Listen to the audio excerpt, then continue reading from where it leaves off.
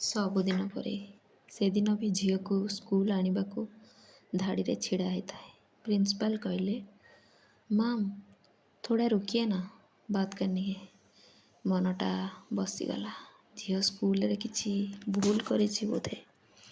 ମନ କହିଲା, ଠିକ୍ ଅଛି, ଯାହା ହେବ ଦେଖିବା।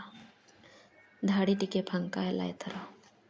प्रिंसिपल पुणी कहले, मैम श्रेनिका की राइटिंग स्लो है अभी, उसको आता है पर इंटरेस्ट नहीं है उसकी।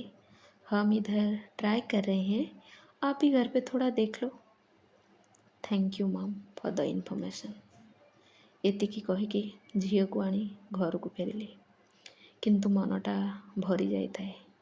मनरे थाए असुविधा कौटी कली गोटे माँ हिसाब रे। ठीक अच्छे, इवनिंग को चेक करी। से दिन इवनिंग रे से पढ़ा को बसला। आ से दिन भी सबुदिन परी मु ता पाखरे बसिली। मो लक्ष्य किंतु अनवरत ता राइटिंग उपरे थाए।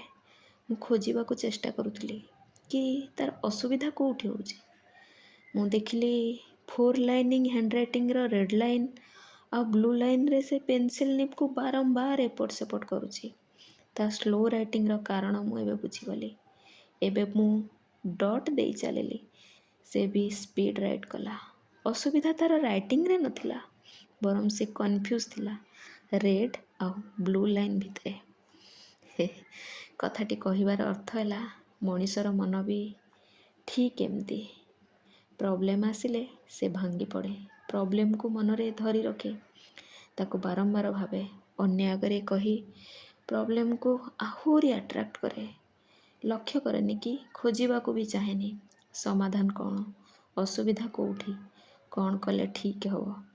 हस्ताक्षर रेड लाइन और ब्लू लाइन भली मनीषर मन जदि बुझी जाता जे क्यों लाइन को नहीं अक्षर लिखा आ क्या छाड़ा, से क्लारिटी मिलगले बहुत किसी समाधान हो। आशा करुँची मो इनर भॉइस रो ए कथाटी आपण मानक मन को छुईब। रहुची, धन्यवाद।